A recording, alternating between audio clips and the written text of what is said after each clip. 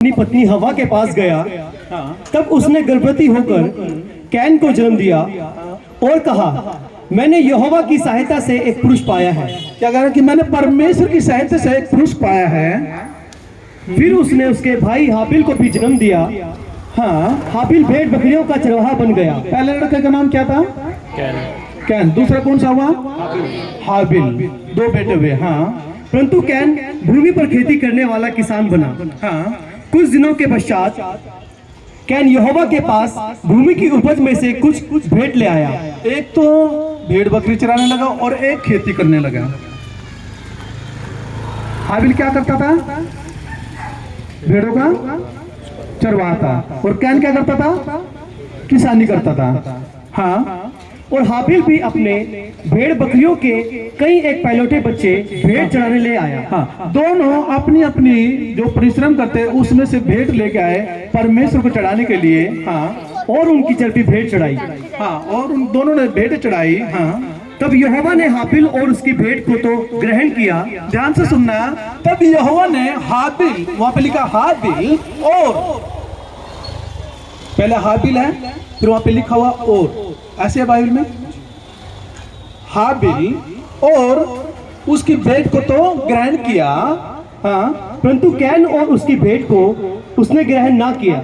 हम यहाँ पे ध्यान से सुनेंगे। हाबिल और उसकी भेंट को परमेश्वर ने ग्रहण किया। हाबिल कौन था? जो चरवा, जो भेड़ बकरी चराता था। कैन कौन था? जो किसानी करता था।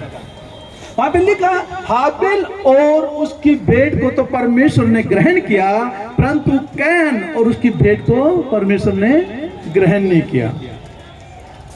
अब मेरे साथ हो, अपने पड़ोसी को बोला आत्मिक कान खोल कर रखना। हाँ, आगे। तब कैन अति क्रोधित हुआ।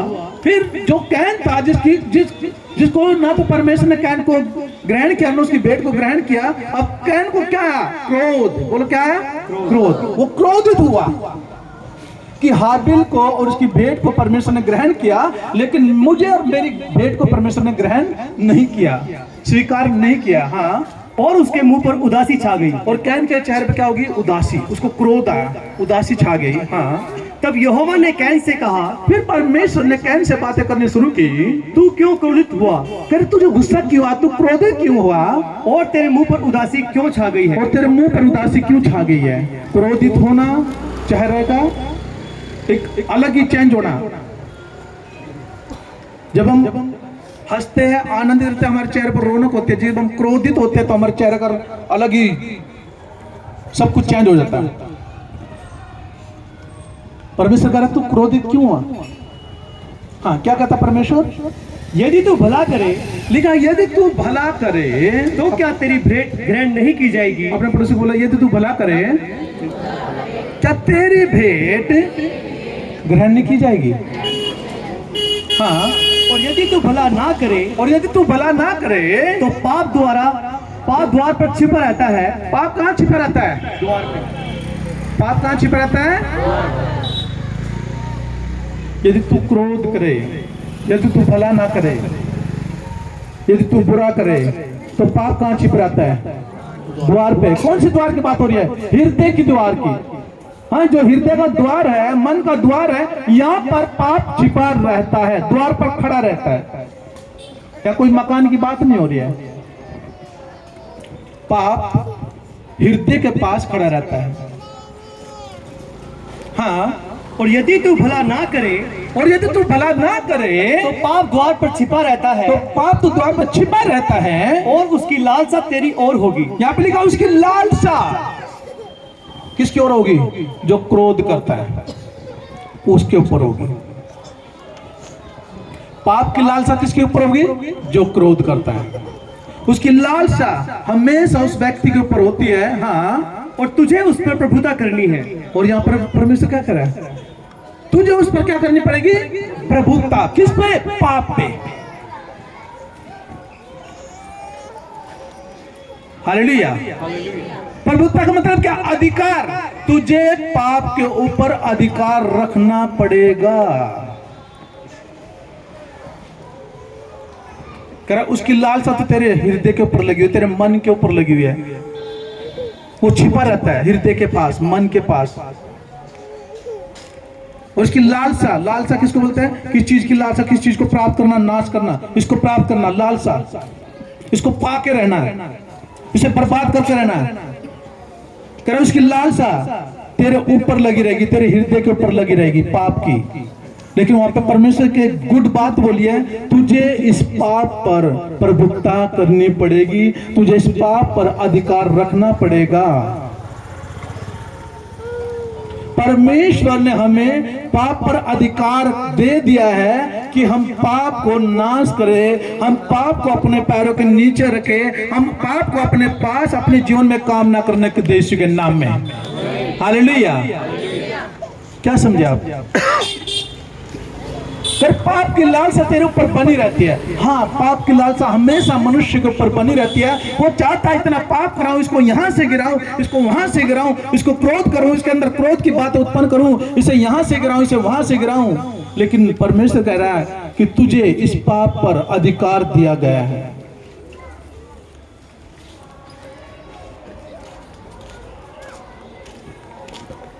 पाप के पास भी अधिकार है कि वो मनुष्य को नाश करे, लेकिन आपके पास अधिकार है उससे बढ़कर, क्योंकि आप परमेश्वर का बेटा बेटी हो, कि आप पाप के ऊपर अधिकार रखें कि वो आपको नाश ना करे। हालेलुया। आप मेरे साथ हो?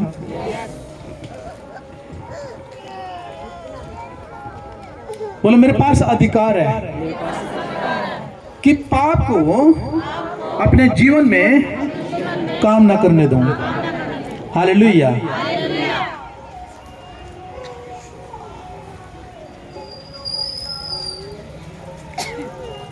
क्रोध तो कर पर पाप मत कर, सूर्य अस्त होने तक तुम्हारा क्रोध ना रहे और ना शैतान को अवसर दो। शैतान की लालसा हमेशा मनुष्य के ऊपर बनी रहती है, और शैतान के ऊपर परमेश्वर ने आपका उसके ऊपर क्या दे दिया? अधिकार दे दिया। और यीशु ने कहा मैंने तुम्हें सांप और बिच्छू को रोंदने की और शत्रु की सारी सामर्थ पर, उसकी सारी शक्ति पर क्या दे दिया है? अधिकार दे दिया। परमेश्वर ने हमें शैतान की शक्ति पर क्या दे दिया? अधिकार दे दिया। इसका मतलब परमेश्वर ने हमें उससे भी बढ़कर पावर दी है, और आप पावरफुल हो यीशु के नाम में। हालेलुया। लेकिन वो पावर कब काम करेगी? कब आपके जीवन में काम करेगी? अब कब शैतान के ऊपर प्रभुत्ता कर सकते हो? इफिसियों 4 उसका 29 वचन में, मैं 28 से पढ़ देता हूं। और चोरी करने वाला फिर चोरी ना करे, वरन भले काम करने में अपने हाथों से परिश्रम करे, इसलिए कि जिसे प्रयोजन हो उसे देने को उसके पास कुछ हो। हालेलुया। चोरी करने वाला चोरी ना करे। यदि परमेश्वर को अपना जीवन दे दिया तो उन बुरे कामों को छोड़ना पड़ेगा। चोरी किसी चीज की भी हो सकती है, जैसे परमेश्वर दास ने बोला दशमांश की भी चोरी, ये भी चोरी है।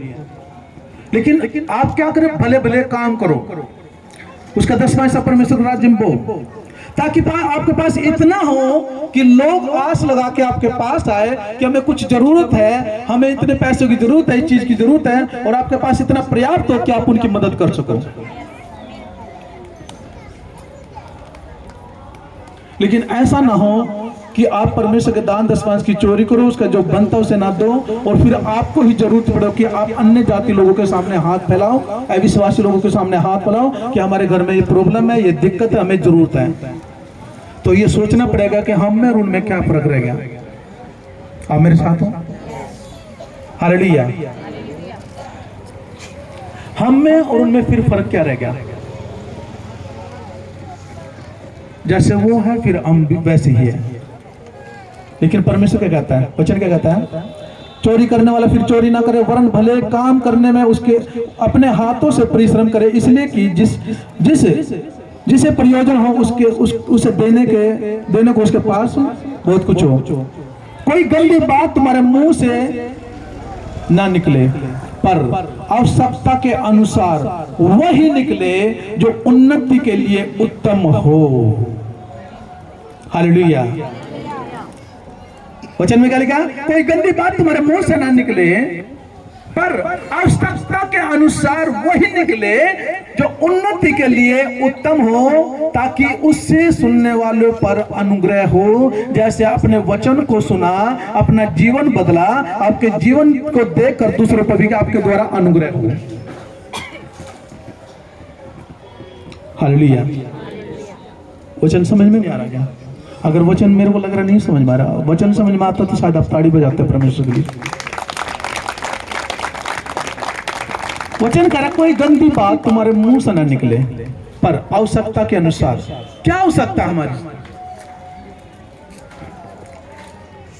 पर आवश्यकता के अनुसार वही निकले जो उन्नति के लिए क्या हो, लाभदायक हो।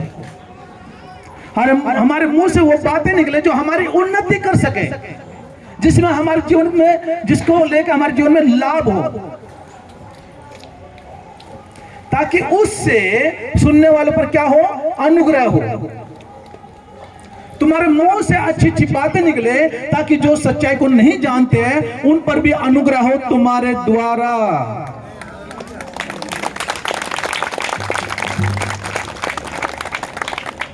यहां पर जितने भी बैठे हैं, जब प्रॉब्लम में थे तो किसी न किसी मनुष्य को परमेश्वर ने इस्तेमाल किया। मनुष्य के द्वारा ही परमेश्वर का हमारे ऊपर अनुग्रह हुआ, मनुष्य के द्वारा। डायरेक्ट परमेश्वर ने अनुग्रह नहीं किया, ये डायरेक्ट हो गया। हम अनुग्रह के बारे में नहीं जानते थे, लेकिन जब परमेश्वर के बारे में हमें किसी ने बताया, उसके द्वारा हमारे जीवन में अनुग्रह, क्योंकि उसने हमें मसीह के बारे में बताया। मेरे साथ हालेलुया। कोई गंदी बात तुम्हारे मुंह से नहीं निकले, पर आवश्यकता के अनुसार। क्या आवश्यकता हमारी? वही निकले जो उन्नति के लिए उत्तम हो, ताकि उससे सुनने वाले पर क्या हो, अनुग्रह हो। यदि कोई गंदी बात निकलती, गाली निकलती रहेगी, सारी चुगली, ये सारी बातें होती रहेंगी मुंह से, क्या तुम्हारे द्वारा दूसरे पर अनुग्रह हो सकता है? नहीं हो सकता है। यदि आपके अंदर कोई कमी होगी तो दूसरे लोग तुम्हारे द्वारा अनुग्रह नहीं पा सकते, परमेश्वर का जो परमेश्वर उनके ऊपर अनुग्रह करना चाहता है। इसका मतलब हम भी अनुग्रह के नीचे नहीं है, हमारे जीवन में परमेश्वर का अनुग्रह नहीं है। हालेलुया।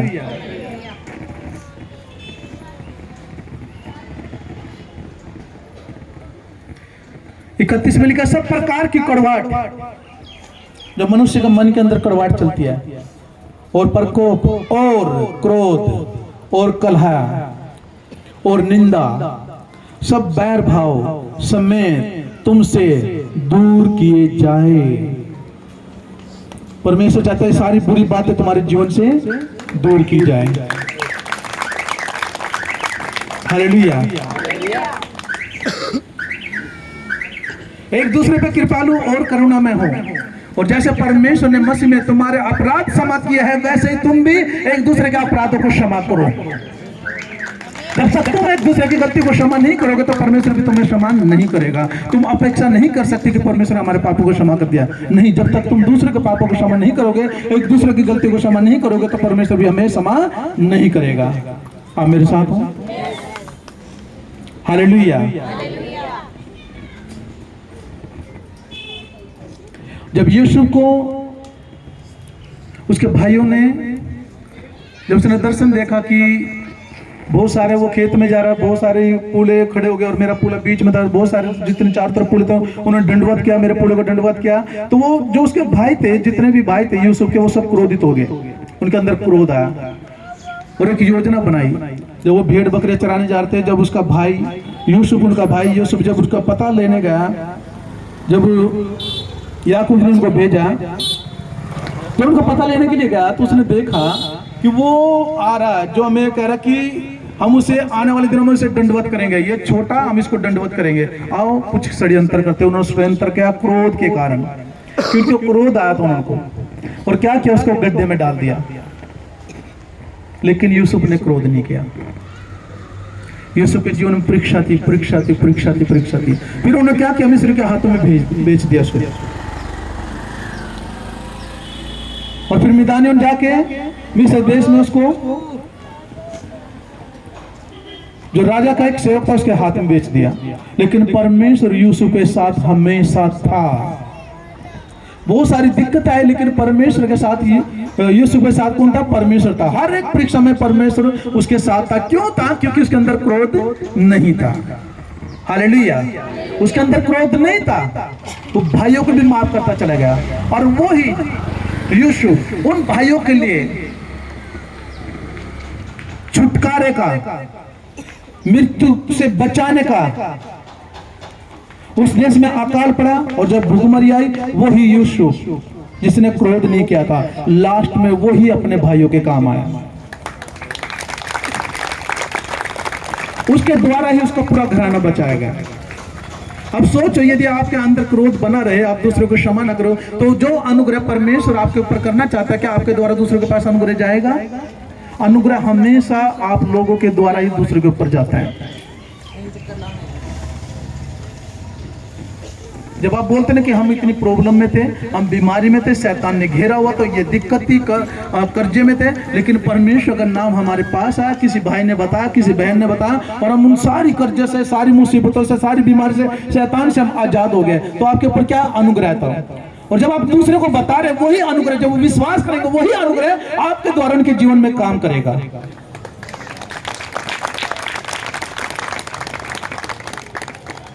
और सोचो, वही बातें, सारी बुरी बातें आपके अंदर बनी रही, ना तो आपके ऊपर अनुग्रह बना रहेगा, और ना ही आप अपेक्षा कर सकते हो कि आपके द्वारा दूसरे कोई अनुग्रह पाए। और परमेश्वर चाहता है कि आप पवित्रता में चले, ताकि आपके ऊपर जो अनुग्रह बोलता है से बना रहे, हर दिन बना रहे, और आपके द्वारा जो आपके मुंह से जो आवश्यकता की जो अच्छी बातें वो आपके मुंह से निकले, ताकि आपकी बातें, भली बातों को सुनकर जो दूसरे लोग अंधकार में पड़े, वो भली भली बातें आपके मुंह से सुने और उनके ऊपर भी अनुग्रह हो।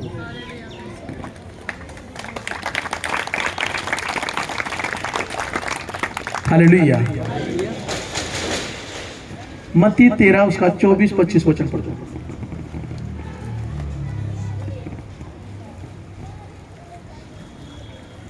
जंगली बीज का दृष्टांत। यीशु ने यहाँ पे दृष्टांत में बात की है। हाँ, यीशु ने उन्हें एक और दृष्टांत दिया। यीशु एक दृष्टांत में और बातें कर रहा है।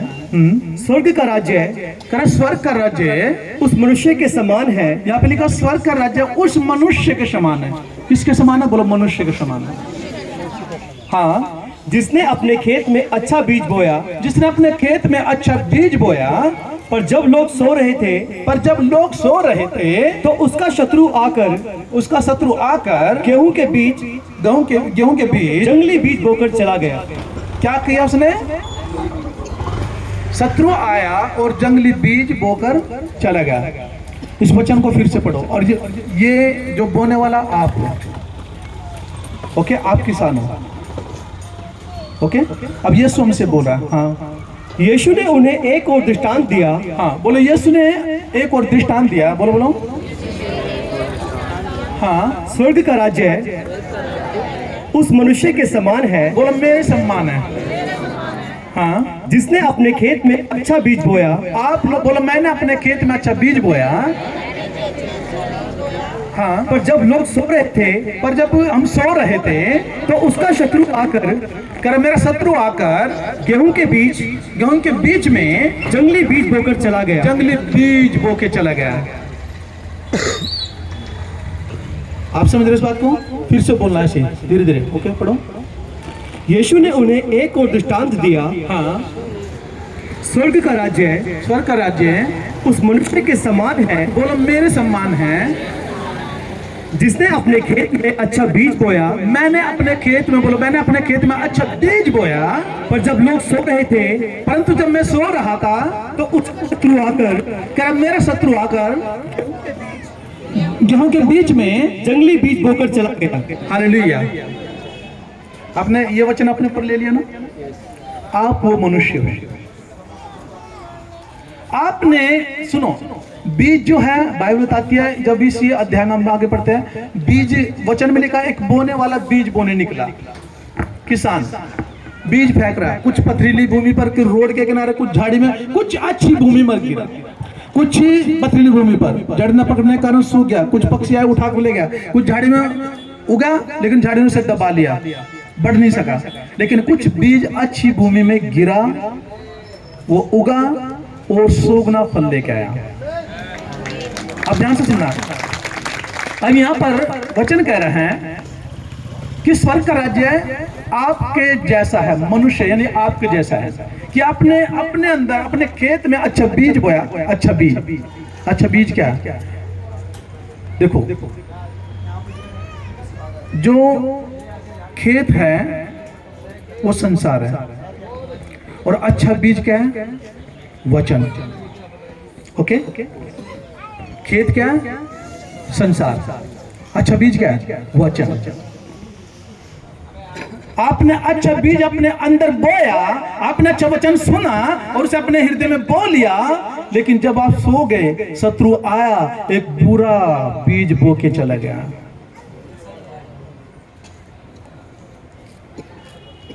वो भी उगा, एक अच्छा फल लेने के लिए उगा, एक झाड़, कटीली झाड़ियां। अब ध्यान से सुनना, खेत आप हो, संसार, खेत संसार है, बीज परमेश्वर का वचन है। अब यहां पे सोने के बारे में क्यों? शत्रु कब आया? जब इंसान सो गया। अपना अच्छा बीज बोया, अच्छा वचन को सुना, अपने हृदय में बो लिया उसे। वचन लिखा है, मेरे पुत्र मेरी शिक्षा को अपने गले का हार बनाना, इसे अपने हृदय रूपी पट्टी पर लिख लेना। किसको? वचन को। बीज क्या? वचन। आपने अपने हृदय में बो लिया, लेकिन जब आप सो गए, यानी कि आप रात को सो गए, उसकी बात हो रही है, जब आपकी प्रार्थना कमजोर हुई। शत्रु कब आएगा बीज बोने का? जब प्रार्थना कमजोर होगी। समझ में आया कुछ? हालेलुया। जब आप सो गए तो शत्रु आया, तो बुरा बीज, गेहूं के बीच में बुरा जो वचन था ना आपके हृदय में, वहां पे पूरा बुरी बातें भी डाल के चला गया। जिन बुरी बातों के कारण क्या आता? क्रोध आता है। जब क्रोध आता है तो क्या होता है? पाप भी होता है, और पाप होता है फिर झगड़े लड़ाई सारी बातें होती है। और सोना किसको बोल रहे हैं? जब आप आत्मा में सोते हो, प्रार्थना में कमजोर होते हो, तब आप सोते हो, और जब आप आत्मा में मजबूत होते हो, बढ़ते हो, तब आप जागते हो। आप मेरे साथ हो? और हमेशा शत्रु बुरा बीज जब बोएगा जब आप सो जाओगे। हालेलुया। बाइबल ने कहा कि जब यीशु मसीह अपने कुछ चेलों को लेकर पहाड़ पे गया और प्रार्थना करने का वो समय था, उसका नजदीक अभी मनुष्य का पुत्र पकड़वाया जाना था, अब उसे हमारे लिए सूली पर चढ़ना था। जब प्रार्थना करने गया, उसने यूहन्ना और याकूब से उनसे बातें की देख मैं प्रार्थना करने जा रहा हूँ और तुम भी प्रार्थना करो। और यीशु मसीह प्रार्थना कर रहे हैं, और 1 घंटा 1 पहर प्रार्थना करके आया तो देखा यीशु सो रहे, खराटे मार, यीशु के चेले सो रहे हैं। यीशु प्रार्थना करके सारे खराटे मार रहे। उनसे कहा जागते रहो, प्रार्थना करो। फिर प्रार्थना करने का, फिर चेलों को सोते हुए पाया, फिर प्रार्थना करने का, फिर आते हैं, फिर देखा चेले सो रहे हैं। हालेलुया। और यीशु क्या कर उनसे?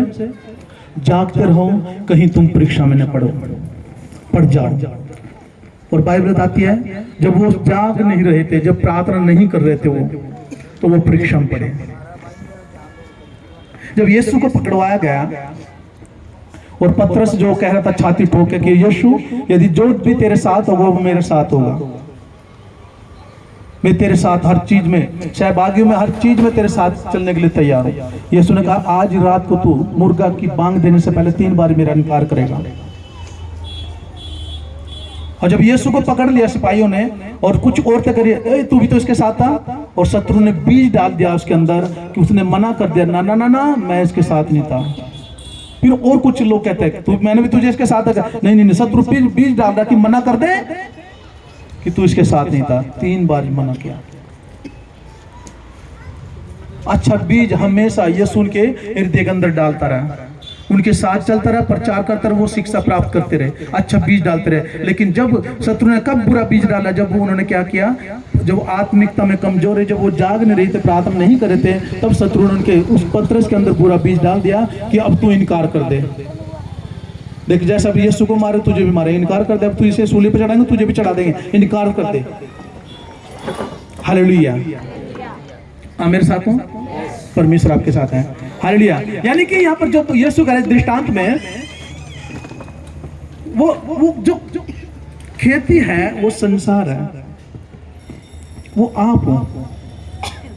बीज परमेश्वर का वचन है। आप वचन को सुनते हो, उसको अपने हृदय में बोते हो, लेकिन जब आप सोते हो तब शत्रु आता है। जब आपका आत्मिकता का जीवन कमजोर होता है तब शत्रु काम करेगा। शत्रु तो तैयार है काम करने के लिए। कैन को बोला परमेश्वर ने, क्यों उदास हुआ तू, तेरे चेहरे पर उदासी क्यों है? यदि तू अच्छे काम करता है तो क्या तेरी भेंट, तुझे और तेरी भेंट को ग्रहण नहीं किया जाता? लेकिन अब देख, पाप कहां पर है? द्वार पर छिपा हुआ है, और उसकी लालसा तेरे ऊपर बनी रहेगी। उसकी लालसा तेरे ऊपर बनी हुई है, लेकिन तुझे उस पर प्रभुता करनी पड़ेगी। तुझे पाप के ऊपर अधिकार रखना पड़ेगा। हालेलुया।